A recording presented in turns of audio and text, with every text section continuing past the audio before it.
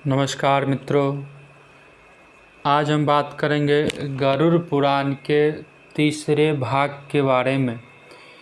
भगवान गरुड़ से क्या कहते हैं और गरुड़ भगवान से क्या पूछते हैं, आज हम उसी के बारे में चर्चा करेंगे।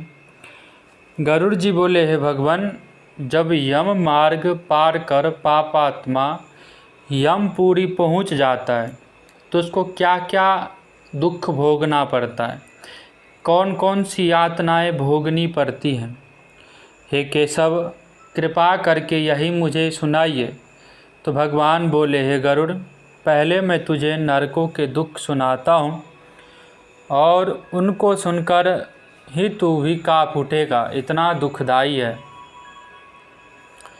भगवान कहते हैं कि बहुभीतिपुर के आगे 44 योजन विस्तार वाला धर्मराजपुर है। उसमें सदा हाहाकार होते देखकर पातकी चिल्ला उठता है। उनका चिल्लाना रोना सुनकर यमराज के दूत पुरी में जाकर यमराज के द्वारपालों से कहते हैं कि हम एक पापी को लाए हैं। जहाँ धर्मराज के द्वारपाल सदा उपस्थित रहता है, वही चित्रगुप्त के पास पहुंचकर उस पापी के शुभ अशुभ सब प्रकार के कर्म को कह सुनाते हैं। फिर चित्रगुप्त जाकर धर्मराज से कहते हैं, भगवान कहते हैं कि श्रवण ब्रह्मा जी के पुत्र हैं, ये ही स्वर्ग पृथ्वी पाताल आदि त्रिलोक में सर्वदा विचरते हैं और दूर से श्रवण करने और देख लेने की भी शक्ति रखते हैं, अतः इनका नाम श्रवण है। उनकी स्त्रियां भी शक्ति वाली हैं, उनका नाम श्रवणी है। ये सब स्त्रीगत सर्व प्रकार के चरित्र भली भांति जानते हैं। पापिनां पाप कर्माणि ज्ञात्वा ते सत्यवादिनं धर्मराजपुरः प्रोक्ता जायन्ते दुःखदायिनः आदित्य चंद्रावनिलोचनश्च द्यौरभूमिरापो हृदय मुनश्च आहच्च रात्रिश्च उभे च संध्ये धर्मश्च जानति नरस्य व्रतम्। क्योंकि यही सत्यवादी श्रवण पापियों के पाप कर्म जानकर धर्मराज को बताते हैं और दंड दिलाते हैं। भगवान कहते हैं कि गरुड़, सूर्य चंद्रमा वायु अग्नि आकाश पृथ्वी जल अंतरात्मा मन दिन रात्रि प्रातः संध्या सायं संध्या धर्म, ये सभी मनुष्य के शुभ अशुभ सब कर्मों को जानते हैं और धर्मराज के यहाँ साक्षी भरते हैं। भगवान कहते हैं कि प्रलय काल के बादलों की गर्जना की भांति बोलते हैं यमराज, और कज्जलगिरी के समान कांति वाले 32 भुजाधारी और हर हाथ में बिजली की चमक जैसे शास्त्र धारण करने वाले हैं धर्मराज। उनका विस्तार 3 योजन तक फैला है। वापी के समान बड़े बड़े लाल नेत्र वाले बड़े बड़े दांत एवं विकराल दाढ़ें हैं, भयानक मुख है और साथ ही सब प्रकार के ज्वर रोग मृत्यु आदि चित्रगुप्त के पास खड़े हुए हैं। इनके अतिरिक्त यमराज के समान भयानक रूप वाले सारे यमदूत भी पास में खड़े हैं और गर्जना करते रहते हैं। यह देखकर पापात्मा डर जाता है, चिल्लाने लगता है। चित्रगुप्त कहते हैं कि अरे दुराचारी पापियों, अब चिल्लाने से क्या होगा? जब तुम्हें राम राम के नाम से चिल्लाना था, कृष्ण के नाम से चिल्लाना था, तब तो तुमने चिल्लाया नहीं, पाप रूपी धन इकट्ठा करने में लगा रहा, और अब ये सब क्यों कर रहा है?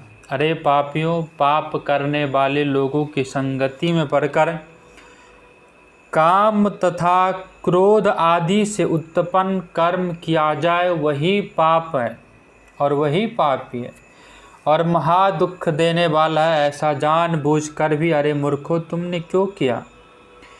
फिर तुम प्रसन्नता से पाप किया था, तुम्हारे कर्म हैं वैसे उनके फल हैं, उन्हें भी भोगो। इन यातनाओं से अपना मुंह क्यों फेर रहे हो?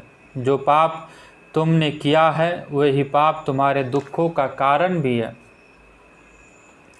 भगवान कहते हैं कि धर्मराज भी सबको चोर की भांति चुपचाप ठहरा हुआ देखकर उनके पापों के अनुसार दंड देने की आज्ञा देते हैं अपने यमदूतों को।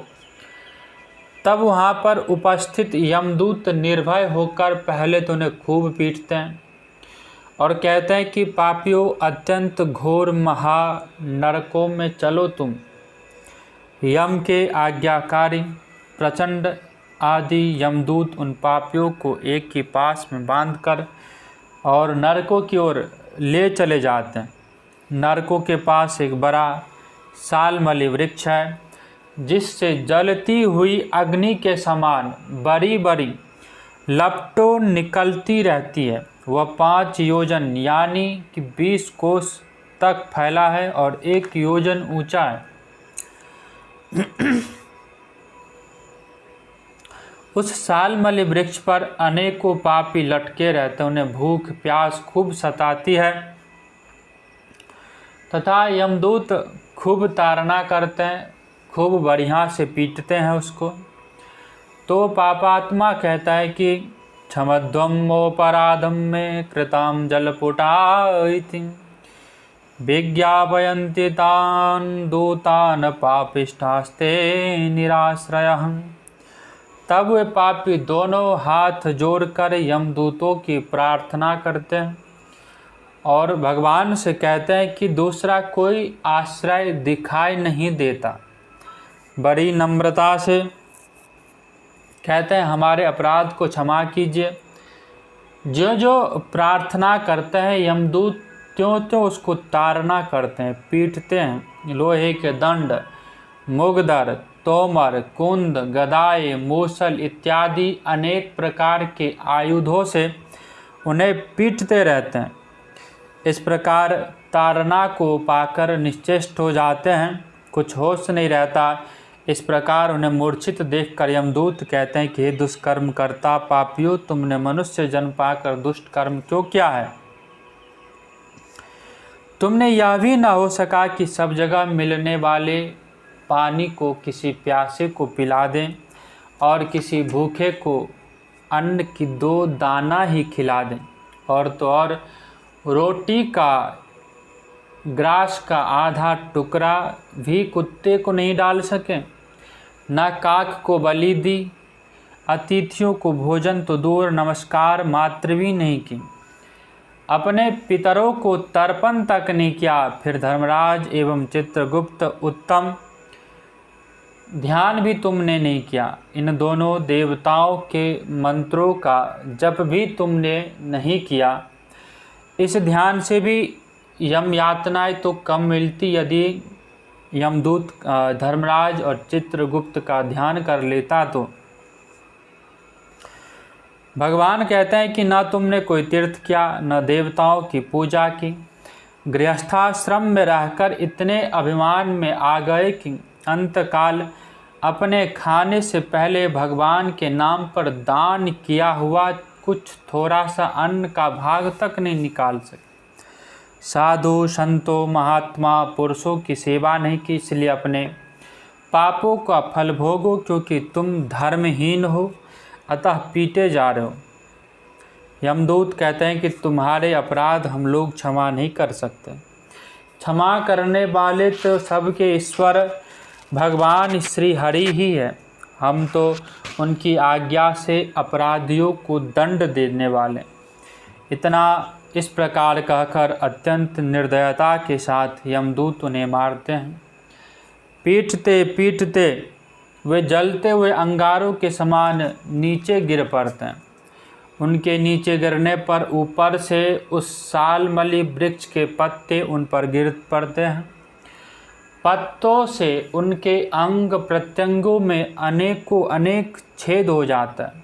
उन छिन्न भिन्न अंगों के मांस को कुत्ते खाने लगते हैं। तब वे रोते हैं। जब वे मुँह फाड़ कर रोते हैं तो यमदूत उनके मुंह में बालू भर देते हैं, रेत भर देते हैं। रस्सियों से बांधकर कई मुकदरों से पीटने लगते हैं। कई यमदूत लकड़ी की भांति पापी को कक्रच के द्वारा बीच में 2 करके चीर डालते हैं। कुछ यमदूत नारकी को पृथ्वी पर पटक कर कुल्हाड़े से टुकड़े करने लगते हैं। कुछ पापी को बड़ी बड़ी लकड़ियों से चारों ओर से घेर लेते हैं, फिर लोहे के पिंड की भांति उसे दबा कर लाल करते हैं। कई अग्निकुंड में तपे घी और तेल पापियों को फेंक देते हैं उसमें। उन्हें इस प्रकार से कर लेते जैसे हलवाई कढ़ाई में पकोड़े तलता। भगवान कहते हैं कि नरकालय में ऐसे लेन देन के झगड़े को यमदूत खूब निर्णय करते हैं। जो व्यक्ति कुछ ऋण ले चुका है और देना नहीं चाहता और देने समय में झगड़ा करने लगता है। जब धन लिया तो अकेले में लिया, और जब धन वापस करने की बारी आई तो पूरे समाज को बता दिया, पूरे मोहल्ले को बता दिया और दिया भी नहीं। तो भगवान कहते हैं कि ऐसे लोग नरक में, नरकालय में एक दूसरे से अवश्य मिलते हैं। ना किसी को धन यदि ले लिया तो उसका निपटारा अपने जीते जी कर लीजिए, या अपने बच्चों को बोलिए कि भैया हमने उसका इतना धन लिया है और हो सके तो वो धन अवश्य लौटा देना। भगवान कहते हैं कि ऐसे लोगों का खूब निपटारा किया जाता है नरकालय में। यमदूत खूब निर्णय करते हैं। वो कर्ज लेने वालों के प्रमुख अंगों से मांस के टुकड़े को नोच लेते हैं, काट काट कर लेने वाले को देते हैं। इस प्रकार यमदूत उन नारकियों की ताड़ना करके फिर वहाँ से खींच करके तामिश्र आदि घोर नरकों में डाल दिया जाता है। कितना भयंकर है। भगवान कहते हैं कि उन 21 नरकों के नाम यह हैं: तामिश्र, लोहशंक, महारौरव, शालमली रौरव, कुंडमल, काल सूत्रक, पतिमृतिक, संघात, लोहितोद, सविश, संप्रातापन, महानिरय, कांकुल, संजीवन, महापथ, आबिची, अंधतामिश्र, कुंभिपाक, संप्रतापन, तपन, ये 21 मुख्य नरक हैं। ये नरक अत्यंत पीड़ा देने वाले हैं। इन सब के अनेकों भेदों की कल्पना किया जाता है। नरकों द्वारा नारकियों को नाना क्रमों का फल भोगना पड़ता है। अनेक यमदूत उनकी यातनाएं देने के लिए अधिष्ठाता बने रहते हैं। इन्हीं के पापी धर्मरहित मूड पड़कर कल्पों तक नरक की यातनाएं भोगते हैं। इनमें तामिश्र, अंधतामिश्र, रौरव आदि नरकों में विषय वासना के सुख भोगने के लिए जो स्त्री पुरुष परस्पर संग करता है वह गिरते हैं। केवल संतान की अभिलाषा से ऋतुकाल भिगामी नहीं पड़ते।